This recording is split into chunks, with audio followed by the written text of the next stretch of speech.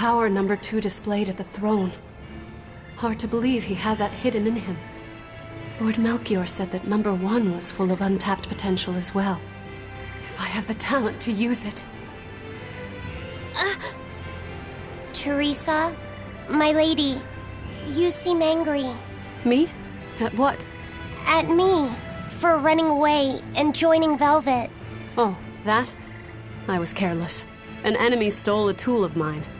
I'm merely frustrated at my own incompetence. A tool. I don't care what happens to me now. Not as long as I can save Oscar. I'm the one who hurt your precious brother. And you're asking for my help now? Yes, you hurt him. You scarred his face, and his honor, and his heart. Still holding a grudge then? Well, at least you won't be able to kill me in my sleep. With no Malachim, I'm an ordinary woman. How could I threaten the Lord of Calamity? I'm painfully aware of my own weakness.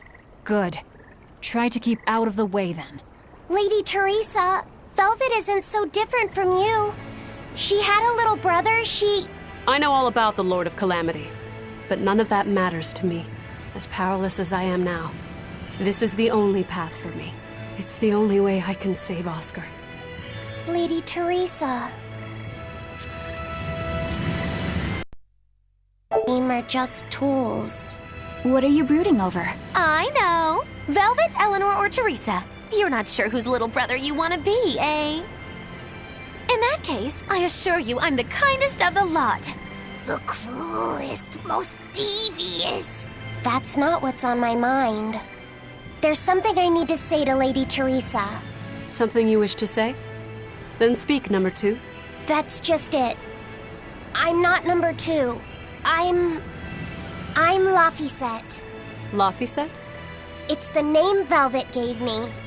It's very important to me.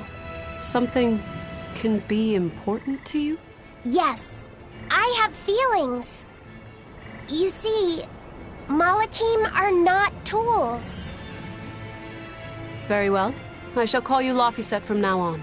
Thank you, Lady Teresa. You're kinder than you look, my dear Teresa. Thank you, Teresa. You misunderstand. With so much at stake, I don't want to rock the boat.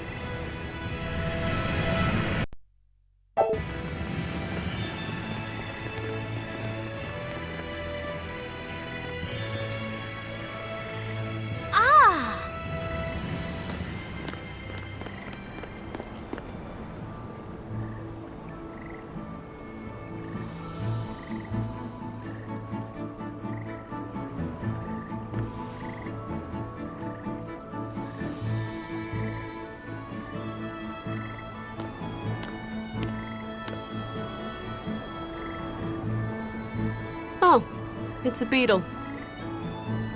Yeah. A Lionel giant thunderstag beetle, to be exact. Why do they always have such awkward names?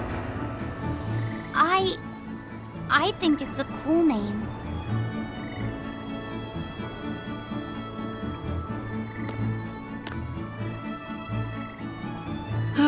I've never been able to figure out why boys are so drawn to these things.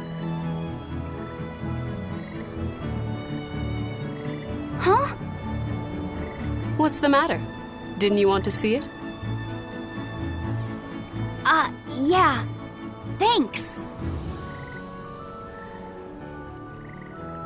When he was little, Oscar was always running around the woods collecting bugs. He'd get so into it, it was never long before he'd trip and hurt himself. Did you grab bugs for him? Yes, I thought they were gross, but I was much taller than him, and I had the reach. Once, he gave me a whole pile of cicada shells as his way of thanking me. I just screamed. I'm sure he just wanted you to know how he felt.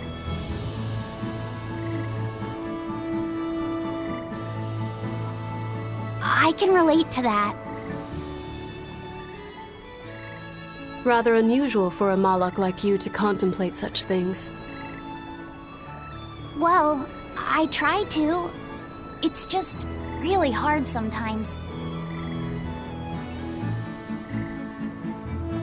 It's hard for people, too. Sometimes it feels insurmountable. And yet we can't give up. Sometimes you just have to say what you believe in your heart, even if you're not good at saying it. What I believe. Fee, hurry up already!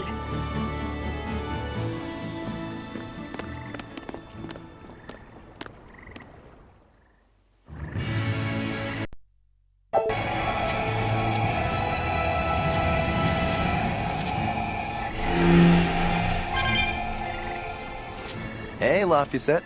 Found a new stag beetle, did you? Yeah, Lady Teresa caught it for me. Ooh, those pincers are sharp. Eisen, take a look at this fine specimen of a stag. Wait, I believe that might be a two-horned rhinoceros beetle. Listen, you two. If you're gonna get in another fight over this, I'll just say it's a new type of drone beetle. You wouldn't. You've really figured us out, huh? Eleanor, you didn't make him say that just now, did you? I did not. I've made a pact with him as a vessel, but he isn't tethered to me. A Moloch, acting so human. I used to think that way. Malachim possessing free will just like humans? It was inconceivable. But meeting Lafayette and Eisen taught me the truth. They laugh in joyful times and cry in sad times. Their stomachs even growl too. Their stomachs growl? Now I take it as a matter of course that not only Malachim, but demons and Therians too, have their own thoughts and feelings. I thought you hated demons. I certainly still do, but now I feel something besides just hate. Malachim with free will? Demons and Therians as well? You must have sensed that in Lafayette, or you wouldn't have caught that beetle for him. When you saw his beaming face, it must have reminded you of when Oscar was a young boy. Am I correct? This conversation's over. Using that art could be fatal. I can't allow Oscar to try it. Lady Teresa, is something the matter? It's nothing. I'm fine. But you looked like you were in pain. Oh. I was just thinking a bit. You didn't have time to rest after recovering from the Corsair's scourge. You're awfully hard on yourself, you know. And even harder on others, am I? That's not what I meant. It doesn't matter. I'm well aware that I'm stone cold. But they say a Moloch never knows his vessel's heart. I said nothing all those times you snuck off to the library, did I? You knew about that? Of course I knew. But I was just letting you roam free like a master might let her little pup. Number one didn't wander about like you did. What makes you different? I'm sorry. Well, boys will be boys, I guess. But I was planning on punishing you if that behavior continued. Punish me how? You don't want to know. It might wreck your good cheer. Lady Teresa! Look at how open she's being. Do you really think she'll work with us? I don't think she's lying to us. But I don't think she's being entirely truthful either. Look, I know I probably don't have to say this, but... You don't. I won't let my guard down. If I see anything funny, she's dead. And since she has no Moloch, it'll be quick. Let's review our plan before we go in. All right. We'll tell Oscar that we'll release you if he gives up his weapons and Malachim. We'll tie him up, collect the Therian, and then head for the docks. Once we're aboard our ship and ready to sail, we'll release you. You'll be free to do whatever you want. Very well. But I want you to promise me one thing. Promise me you won't hurt Oscar. That depends on him. I'll defend myself if I have to. Velvet. Please, do it for me too. If you want to save Oscar, you need to make him listen. Put your own life on the line. You're his sister. Do whatever you have to protect him. I will. Even if it means my death.